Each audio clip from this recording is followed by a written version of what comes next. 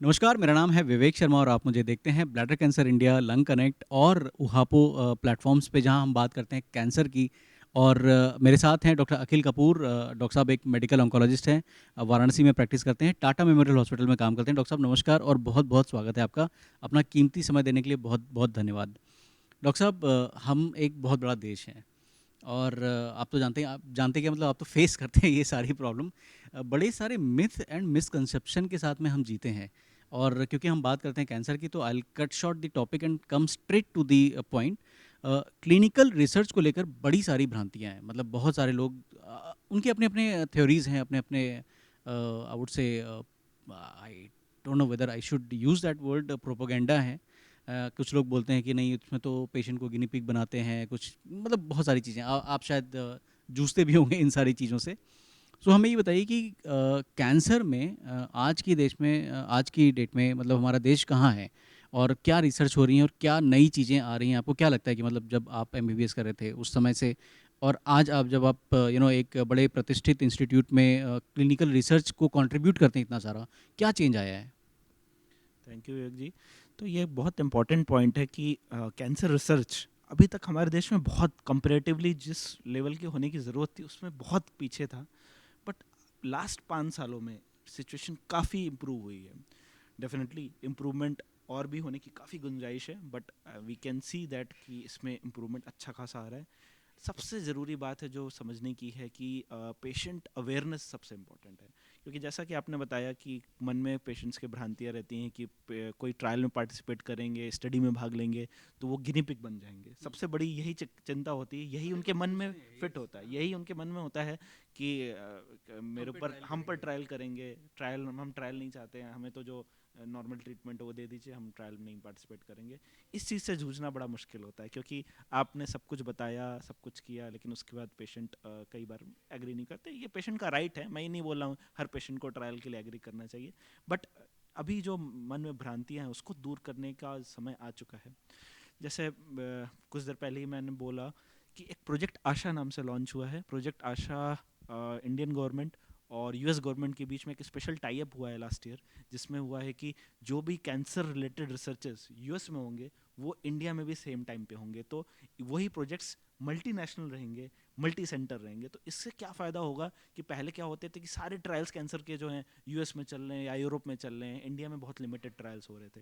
But अभी वही same trials US में भी होंगे, इंडिया में भी होंगे, बाकी कंट्रीज में भी होंगे। तो क्या फ़ायदा होगा कि उन ट्रायल्स से जो रिजल्ट आ रहा है वो इंडिया के पेशेंट्स में भी अप्लीकेबल होगा। क्योंकि क्या होता है कि इंडिया की रेस अलग है, मतलब कि लोगों की एथनिक बैकग्राउंड अलग है। तो कुछ लोग बोलते हैं कि जो ट्रायल्स जिस तरह के देश में हो रहे हैं उस तरह के देश में ही वैलिड होते हैं। तो ये चीज़ अब फ़ायदा होगा कि यदि इंडियन पेशेंट्स उसमें पार्टिसिपेट कर पाएंगे तो एक तो उनके पास एक एक्स्ट्रा ऑप्शन हो जाएगा। दूसरी बात है, जो रिजल्ट आ रहा है ट्रायल का वो पूरे ओवरऑल वैलिड है कि नहीं, हम भी उसमें सम्मिलित हैं। तो ये बहुत इंपॉर्टेंट चीज़ है।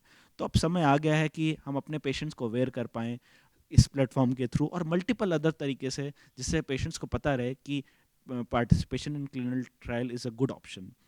अब बोला जाए तो हमसे पेशेंट्स जब भी हम ट्रायल के बारे में बताते हैं तो पहले पूछते हैं कि इससे हमें फ़ायदा होगा कि नहीं। तो देखिए, ट्रायल का मतलब ये है कि पेशेंट को जब एनरोल कर रहे हैं तो उससे पहले यूजली कुछ ना कुछ बेसिक स्टडी की जा चुकी होती है, जिससे हमें पता है रहता है कि हाँ, इसका फ़ायदा होने के चांसेस हैं। लेकिन श्योरिटी कभी नहीं बोली जा सकती। इवन आप जो अप्रूव्ड ड्रग है, जो ट्रीटमेंट के लिए अप्रूव्ड ड्रग है, कैंसर में हमेशा एक प्रतिशत रहता है कि 60% चांस से फ़ायदा होगा, 40% चांस से फ़ायदा नहीं होगा। तो यही कितना प्रतिशत चांस से फ़ायदा है होगा, कितना प्रतिशत चांस है कि फ़ायदा नहीं होगा, यही हम ट्रायल के थ्रू हम पता कर सकते हैं। तो 100% श्योरिटी कभी नहीं होती, लेकिन हमें प्रतिशत निकालने के लिए ट्रायल करना पड़ता है। दूसरी बात है कि ट्रायल की क्या ज़रूरत है। ट्रायल आज तक जो हम लोग ट्रीटमेंट दे रहे हैं कैंसर में, ये पहले जो ट्रायल्स हो चुके हैं उनके कारण ही हमें पता लगा कि इस ट्रीटमेंट की जगह ये ट्रीटमेंट दें, कोई ट्रीटमेंट ना देने से जगह ये ट्रीटमेंट दे तो फायदा होता है और लाइफ में इंप्रूवमेंट आता है, या क्वालिटी ऑफ लाइफ बढ़ती है, या ओवरऑल लाइफ सर्वाइवल जिसको बोलते हैं, सर्वाइवल बढ़ता है। तो ये सब पहले स्टडी हो चुकी है, तभी तो हम यहाँ तक पहुँच पाए हैं। आप देख रहे होंगे इम्यूनोथेरेपी कितने सारे स्टडीज हुए, यूएस और यूरोप के सारे स्टडीज देखेंगे तो इतने सारे इम्यूनोथेरेपी के ट्रायल हुए। इंडिया में बहुत लिमिटेड ट्रायल उस टाइम हुए, लेकिन अब अच्छी बात है कि अब बहुत सारे ट्रायल्स इंडिया में भी आ रहे हैं। हमारे टीएमएच वाराणसी में कई सारे ट्रायल्स चल रहे हैं, नियर अबाउट 42 ट्रायल्स हमें चल रहे हैं, जिसके कारण पेशेंट्स को काफ़ी बेनिफिट मिल रहा है। और सबसे अच्छी बात है, इन ट्रायल्स के थ्रू कई बार ऐसे ट्रीटमेंट जो यूजली पेशेंट के पहुंच के बाहर हों फाइनेंशियली, वो उनको मिल पाते हैं। तो एक standard of care treatment free of cost, ये बहुत इंपॉर्टेंट बात है कि एक अच्छा ट्रीटमेंट पेशेंट को कई बार मिल पाता है। कई बार वो treatment already standard of care भी होता है, जैसे कुछ स्टडीज होती हैं फेज 4 स्टडी, मतलब कि वो ऑलरेडी प्रूवन है कि यूएस के पेशेंट में काम करती है, लेकिन इंडिया के पेशेंट में क्योंकि ट्राई नहीं किया गया था, तो इंडियन गवर्नमेंट ने कुछ रूल्स लाए कि इंडियन गवर्नमेंट पहले कुछ नंबर ऑफ पेशेंट्स में दे के देखिए कितने साइड इफेक्ट के, इसको फेज 4 स्टडी बोलते हैं। तो हम वाराणसी में कई सारी फेज 4 स्टडी भी हैं। तो इसका ये एडवांटेज हुआ, जैसे एक बात करें लंग कैंसर में एक मेटएक्सोन 14 म्यूटेशन होता है, इसके लिए एक टैबलेट होती है कैपमाटिनिब और टेपोटिनिब नाम की। ये ट्रीटमेंट काफ़ी महंगा पड़ता है, 1.5 लाख से 2 लाख रुपए महीने तक का ट्रीटमेंट होता है। अब एक नॉर्मल मिडिल क्लास या लोअर क्लास पेशेंट के लिए फीजिबल नहीं है, लेकिन काम बहुत अच्छा करती है। अब क्या किया जाए, तो अच्छी बात है कि वाराणसी में एक फेज 4 ट्रायल है। इस ट्रीटमेंट में, इस ट्रायल में भाग लेने के लिए हमारे पास पेशेंट जोधपुर राजस्थान से आ रहे हैं, गुवाहाटी से आ रहे हैं, मतलब 1200 किलोमीटर ट्रेवल करके पेशेंट हमारे पास आ रहे हैं। तो ये इंपॉर्टेंस है ट्रायल की, और ये समझने की ज़रूरत है। एक और लाइन मैं जरूर बताना चाहूँगा, एनसीसीएन गाइडलाइन जो कई बार कैंसर फिजिशियंस, ऑन्कोलॉजिस्ट, जिसको बाइबल मानते हैं या जिसको ब्लाइंडली फॉलो करते हैं, कोई भी इंश्योरेंस कंपनी आपसे पूछती है आपने किस बेसिस पे दिया, तो हम लोग यूजली गाइडलाइन का प्रिंट आउट निकाल के दिखाते हैं। उस गाइडलाइन में, हर गाइडलाइन में पहली लाइन ये लिखी होती है, participation in clinical trial is the best possible treatment option for any cancer patient. तो ये बहुत बड़ा इंपॉर्टेंट पॉइंट है जो मैं हाईलाइट करना चाहता हूँ कि participation in clinical trial should be encourage. Patients के मन से भ्रांतियाँ दूर होनी चाहिए, पेशेंट्स को एजुकेशन होनी चाहिए, अवेयरनेस होनी चाहिए, और फिर हमें ऐसे सेंटर्स ऑफ एक्सेलेंस डेवलप करने चाहिए कि जहाँ पे इससे रिलेटेड, किसी पर्टिकुलर डिजीज से रिलेटेड सारे क्लिनिकल ट्रायल्स अवेलेबल हो। और साथ ही साथ बाकी फिजिशियंस को ट्रायल्स के बारे में पता रहेगा, तो वो जो पेशेंट्स उनको फिट लगते हैं कि वो ट्रायल में बेटर कर पाएंगे, उनको रेफर कर सकें। तो ये सारा इम्पोर्टेंस है। डॉक्टर साहब बड़ी अच्छी बातें बताई आपने, और मुझे लगता है कि काफ़ी फ़ायदेमंद चीज़ें हैं स्पेशली कैंसर पेशेंट्स के लिए हमारे देश में, स्पेशली जो लोग हमें देख रहे हैं, सुन रहे हैं, समझ रहे हैं। दो चीज़ें हैं जो संक्षेप में मैं चाहूँगा कि आप मेरे एक्सपीरियंसेस हैं, maybe like on behalf of our audiences. एक वो ये है कि मैंने कई लोगों से सुना है, जो मेरे ऑन्कोलॉजिस्ट फ्रेंड हैं, जो रिसर्चर्स हैं, they always, not always, like majority of the times उनके साथ ये प्रॉब्लम होती है कि पेशेंट उनके पास आते नहीं हैं, मतलब इनरोलमेंट नहीं हो पाते हैं। Not, it's not like patient नहीं आते हैं, इनरोलमेंट नहीं हो पाते हैं। तो उसकी क्या वजह हो सकती है? कई बार इंक्लूजन एक्सक्लूजन क्राइटेरिया होते हैं कि भाई इन लोगों को नहीं ले सकते हैं, मतलब बहुत सारी चीज़ें होती हैं। क्या ये पेशेंट लेवल पे अवेयरनेस की कमी है, या ये फिजिशियन लेवल, बिकॉज हो सकता है, आई मे बी रॉन्ग, क्योंकि बहुत बार जो होता है आपको भी जो केसेस आते हैं वो कहीं ना कहीं से रेफ़र होके आते हैं, क्योंकि हमारे देश में अभी तक तो ऐसी सिचुएशन नहीं आई कि लोग डायरेक्टली जो है एक कैंसर फिजिशियन के पास या ऑन्कोलॉजिस्ट के पास जाएं। कहीं ना कहीं से रेफ़र के होके आते हैं, तो हो सकता है कि उस लेवल पे अवेयरनेस नहीं है। तो एक सिचुएशन ये है जहाँ पे पेशेंट नहीं इनरोल हो पा रहे हैं। दूसरी सिचुएशन ये है कि जैसे मान लीजिए कि मैं अगर आपकी बात करूँ, आपको मैं थोड़ा, आई वुड नॉट से मैं आपको बहुत अच्छे से जानता हूँ, लेकिन जो भी हमारी मुलाकात होती है, बातचीत होती है, जितना मैं आपसे समझता हूँ, सीखता हूँ, आपके वाराणसी जाने से पहले कैंसर ट्रायल में, मेरा अपना ओपिनियन है, मे बी रॉन्ग, आपके वाराणसी जाने से पहले वहाँ पे कैंसर के बहुत अच्छे, या शायद मैं, मेरी इन्फॉर्मेशन के हिसाब से ट्रायल्स नहीं होते थे। आज एक व्यक्ति जो है who is passionate about science, who is passionate about academics, वो जहाँ जाता है वहाँ पे सारी चीज़ें शुरू हो जाती हैं, कि कुछ सिस्टम बन जाता है, आपने बनाया है। ऐसे क्यों और हमें साइंटिस्ट नहीं मिलते हैं, ऐसे हमें और क्लिनिशियंस क्यों नहीं मिलते हैं? तो देखिए, बात क्या है कि जैसा मैंने बताया कि अवेयरनेस की कमी होती है पेशेंट्स में, इसी तरह से अवेयरनेस की कमी होती है क्लिनिशियंस में भी। तो हमारे ट्रेनिंग का सिस्टम ऐसा है कि इसमें ट्रायल्स कंडक्ट करना एक आर्ट होती है। तो मैं जैसा बताऊं कि ट्रायल कंडक्ट करना हर इंस्टीट्यूट में नहीं सिखाया जा पाता है, क्योंकि उन इंस्टीट्यूट में यदि ट्रायल्स नहीं हो रहे हैं तो आपके जो स्टूडेंट्स हैं वो कैसे सीख पाएंगे कि ट्रायल कैसे कंडक्ट करें। मेरे साथ ये बेनिफिट था कि मैं कुमार प्रोफेसर के अंडर और वनीता मैडम के अंडर मैंने अपनी डीएम ट्रेनिंग ली है। तो उन लोग के अंडर मुझे ट्रायल्स कैसे कंडक्ट करना प्रैक्टिकली मैं सीख पाया। क्या होता है कि थ्योरेटिकली पढ़ना और प्रैक्टिकली करने में बहुत डिफरेंस होता है, ये हम सबको जानते हैं, चाहे साइंस हो चाहे कोई भी ब्रांच हो। तो ये बात है, प्रैक्टिकल ट्रेनिंग की बहुत कमी होती है ट्रायल्स कंडक्ट करने के लिए। इसीलिए अभी हम लोग कई जगह पे वर्कशॉप्स भी ऑर्गेनाइज कर रहे हैं कि how to conduct a clinical trial, क्योंकि क्लिनिकल ट्रायल कंडक्ट करने बहुत सारे स्टेप्स होते हैं, कई सारे हर्डल्स होते हैं। इथिक्स कमिटी से अप्रूवल लेना, उसका बजट का अप्रूवल लेना, बजट का अरेंजमेंट करना, पेशेंट्स को कोई साइड इफेक्ट आए तो उसको मैनेजमेंट कैसे करना है, इंश्योरेंस होना, बहुत सारे स्टेप्स रहते हैं। तो कई बार ये मुश्किल हो जाता है करना डॉक्टर्स के लिए भी। और सारी मेहनत के बाद आपने ट्रायल शुरू किया और सफिशिएंट सही पेशेंट उसमें नहीं मिले और सारी आपकी मेहनत बेकार गई, ऐसा भी कई बार होता है। तो इन सारी चीज़ों से लड़ते हुए आगे निकलना है और फिर आगे चल के साइंस को ग्रो करना है।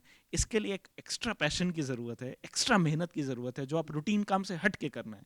क्योंकि हमारे कहीं भी सिस्टम में ऐसा कहीं नहीं है कि आप रिसर्च कर रहे हैं तो कोई एक्स्ट्रा इंसेंटिव हो, एक्स्ट्रा एडवांटेज हो। तो it is not an incentive, but it is about the passion. यदि मुझे पसंद है ट्रायल करना, मुझे लगता है कि मैं इससे साइंस को ग्रो करने में हेल्प कर सकता हूँ, तो ये मेरा पैशन है। बट मैं चाहता हूँ कि और भी लोग इससे जुड़ें। ये एक मूवमेंट है, एक रिवॉल्यूशन है, जिससे हमें सबको जुड़ने की ज़रूरत है। और ऐसे ट्रायल्स जो हमारे देश के लिए ज़रूरत है, क्योंकि हम साइंस पूरी तरह वेस्ट की कॉपी नहीं कर सकते, उनके रिसोर्स एलोकेशन अलग है।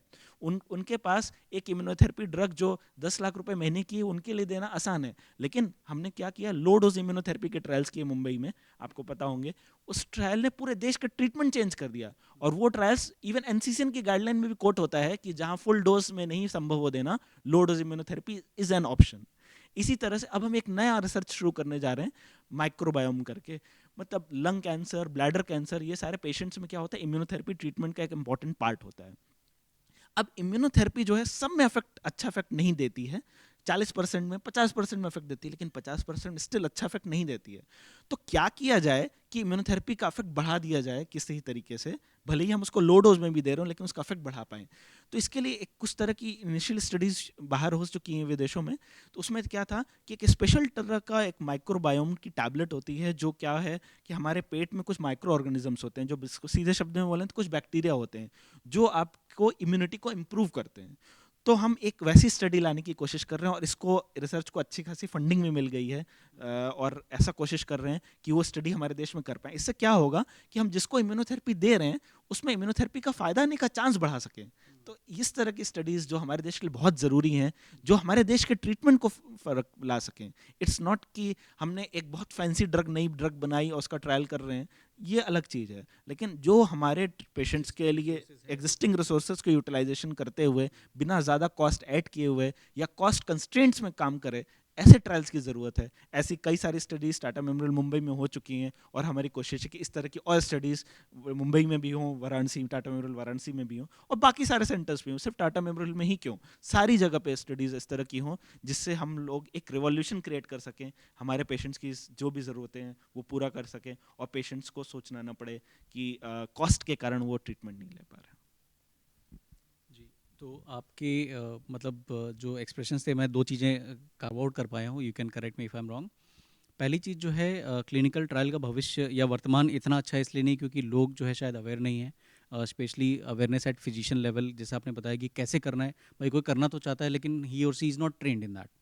सो that is one thing. And दूसरा, प्रोबेबली इंसेंटिवाइजेशन नहीं है, बिकॉज सिंपल सी चीज़ है, like everybody works hard for. एक डॉक्टर बनने के लिए बहुत आसान होता है कमेंट पास करना या कुछ करना, लेकिन एक डॉक्टर बनने के लिए जो मैं करीब से देखता हूँ, लाइक करीब करीब 14 साल के आसपास एक समय जो है वो जाता है डेडिकेटेड। मतलब आप एमबीबीएस करते हो, एमडी करते हो, डीएम करते हो, उसके बाद फिर इंटर्नशिप करते हो, फिर कुछ नई ट्रेनिंग्स लेते हैं, इधर उधर जाते हैं, सीखते हैं। एंड उसके बाद फिर फोकस जो रहता है वो प्रैक्टिस पे रहता है, कई बार वो रिसर्च मतलब नहीं हो पाता है। तो वो एक्स्ट्रा कमिटमेंट जो है आपके जैसा शायद बहुत लोगों में नहीं होता है, तो उसके लिए प्रोबेबली कुछ इकोसिस्टम बनाने की ज़रूरत है, कुछ इंसेंटिवाइजेशन करने की ज़रूरत है फ्रॉम गवर्नमेंट, सो दैट लोग शायद उसमें और इन्वॉल्व होने की कोशिश करें। सो प्रोबेबली मुझे लगता है कि, correct me if I am wrong. So patient awareness जो है वो चीज़ें होनी चाहिए। मैं आपको रिक्वेस्ट करूँगा कि लाइक हमारे चैनल के माध्यम से अगर आप ये कम्युनिकेट करना चाहेंगे कि मैं बोलूँ उससे अच्छा है कि आप ही बोलिए कि अगर किसी को कोई समझ नहीं है, कोई क्लिनिशियन जो है हमारा चैनल देख रहे हैं, हमारा वीडियो देख रहे हैं, अगर उनको जुड़ना है आपके साथ तो कैसे जुड़ें? तो देखिए, हम लोग जैसा मैंने बताया कि कई तरह की वर्कशॉप्स कंडक्ट करते हैं कि how to conduct a clinical trial. तो ये प्रैक्टिकल वर्कशॉप्स होती हैं जिसमें हम सिचुएशन देते हैं और गाइड करते हैं कि प्रोटोकॉल डेवलपमेंट, पहले प्रोटोकॉल डेवलप करें, फिर उसके बाद नेक्स्ट स्टेप में कैसे आईसी से अप्रूवल लेने के लिए क्या क्या स्टेप्स होते हैं, वो सारे स्टेप्स, फंडिंग कहाँ कहाँ अप्लाई कर सकते हैं उसके सारे स्टेप्स, क्योंकि कुछ भी रिसर्च करने में फंड खर्चा सबसे इंपॉर्टेंट है। इंडियन गवर्नमेंट के भी कई सारे एजेंसीज हैं, आईसीएमआर हुआ, डीबीटी हुआ, ये सब फंड्स देते हैं। उसके अलावा भी एक्स्ट्रा म्यूरल ग्रांट, जो विदेशों से भी ग्रांट अप्लाई करने के ऑप्शन है। तो अभी हमें रिसेंटली एक लंग कैंसर जो माइक्रोबायोम प्रोजेक्ट बोल रहा था, उससे हमें international association for lung cancer से $50,000 की ग्रांट मिली है। तो ये पहली बार ऐसा हुआ कि इतनी बड़ी ग्रांट इंडिया को मिली इस तरह के ट्रायल्स कंडक्ट करने के लिए। तो इस तरह की हमारी कोशिश है कि हम और लोगों को इसके लिए ट्रेन कर सकें, टीएमएच वाराणसी, टीएमएच मुंबई, और जहाँ पे भी लोग ऑलरेडी ट्रायल्स कंडक्ट कर रहे हैं, एम्स में, दिल्ली में भी, तो लोग इससे और जुड़ सकें और इसकी पूरी ट्रेनिंग ले सकें। इसके लिए एक स्पेशल फेलोशिप भी शुरू की जा सकती है, जो हमारा प्लान है कि fellowship in conducting clinical trials, इसकी एक फेलोशिप 1 साल की जा सकती है, ताकि लोग इसके लिए पूरी तरह से ट्रेन हो सके, जो होना चाहते हैं लेकिन ड्यूरिंग अपनी ट्रेनिंग नहीं सीख पाए हैं, वो ये कर सकते हैं। तो इस तरह के बहुत सारे स्टेप्स हम लोग कोशिश कर रहे हैं कि लोग हमसे जुड़ सकें। यदि फेलोशिप ना भी हो तो हमारे डिपार्टमेंट में आके वो हमसे कुछ दिन के लिए हमारे साथ में काम कर सकते हैं। 6 महीना काम कर लिया तो उनको काफ़ी आइडिया लग जाएगी कि कैसे ट्रायल कंडक्ट करना है, क्या स्टेप्स होते हैं, क्या क्या ध्यान रखना होता है। तो इस तरह की चीज़ों से ही आई थिंक हम समझ पाएंगे, हम और लोगों को ट्रायल से जोड़ पाएंगे, क्योंकि देश बहुत बड़ा है, पॉपुलेशन बहुत ज़्यादा है, तो हमें लोगों और भी लोग बहुत चाहिए। तो man power is the most important requirement. लोगों को हमें ट्रेन करना, skilled man power is the most important. और इसी के साथ साथ मैं अपने पेशेंट्स को भी एक संदेश देना चाहूँगा कि वो समझें, ट्रायल से रिलेटेड यदि आप कोई आपसे बात करता है तो पहले उसको पूरा ध्यान से सुने। कई बार मन में यदि आप नेगेटिव चीज़ सोच के चलेंगे कि नहीं हमें तो ट्रायल में पार्टिसिपेट नहीं करना, तो फिर आपको कोई भी चीज़ सही नहीं लगेगी। तो एक नेगेटिव माइंडसेट जो है उससे हट के एक बार पूरा समझिए, उसके बाद मन में आए तो ट्रायल में पार्टिसिपेट कीजिए, नहीं मन में आए तो नहीं कीजिए। अपने घर में भी आप सलाह मशवरा कर सकते हैं, लेकिन एक पॉजिटिव माइंडसेट के साथ सोचें, क्योंकि एज अ रिसर्चर मेरा टारगेट ये नहीं है कि मैं कभी ये नहीं चाहूँगा कि मेरे पेशेंट का बुरा हो, क्योंकि मैंने ट्रेनिंग इतने लंबे टाइम में इतनी ट्रेनिंग और मेहनत किस लिए की है? पेशेंट्स का हेल्थ के इम्प्रूवमेंट के लिए। तो मेरा हमेशा एम रहेगा कि हम पेशेंट की हेल्थ इम्प्रूव कर पाएँ। तो इसी पैशन के साथ, इसी एनर्जी के साथ मैं चाहूँगा कि हमारे पेशेंट्स भी हमारे साथ जुड़े रहें, बाकी फिजिशियंस और क्लिनिशियंस भी हमसे साथ जुड़े। Thank you. Thank you so much doctor साहब। और मैं उम्मीद करता हूँ कि ये एपिसोड या ये जो वीडियो है लोगों को पसंद आए, और अगर आपकी कोई क्वेरी है आप कमेंट बॉक्स में भी पूछ सकते हैं, और आप डॉक्टर अखिल को भी फॉलो कर सकते हैं, doctor Akhil Kapoor. He is available on various social media platforms. And आप सुन रहे थे मुझे, यानी कि विवेक शर्मा, सोशल एंटरप्रेन्योर को, with doctor Akhil Kapoor, medical oncologist from TMH Varanasi. Thank you.